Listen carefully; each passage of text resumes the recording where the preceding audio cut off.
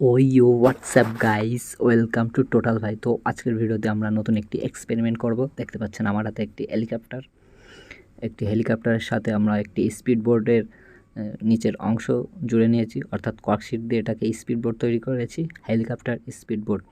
তো চলুন এটাকে পানিতে রান করা যাক, দেখা যাক কতটা সুন্দরভাবে এটা পানিতে রান করতে পারে। আনএক্সপেক্টেড এটা কি সফল হবে কিনা, তো লেটস ট্রাই দিস। এখন শুধু রিমোটের সুইচ অন করলেই এটা রান করবে। তো চলুন সুইচ অন করা যাক এবং দেখা যাক কতটা। ও শেট, এটা কাত হয়ে পানিতে পড়ে গেল। তো আমরা আবার চেষ্টা করব, আমরা সেকেন্ড টাইম আবার চেষ্টা করব। এটাকে ঠিক করে নিয়েছি, এর সুইচে একটু পানি গিয়েছে আর এর সার্কিটে পানি গিয়েছে, তাই হয়তো এটা।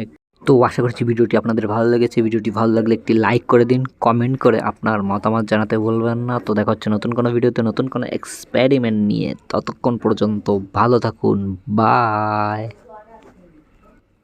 সাবস্ক্রাইব বাটনটাকে হেলিকপ্টার স্পিড মোডের মতো উড়িয়ে দিন।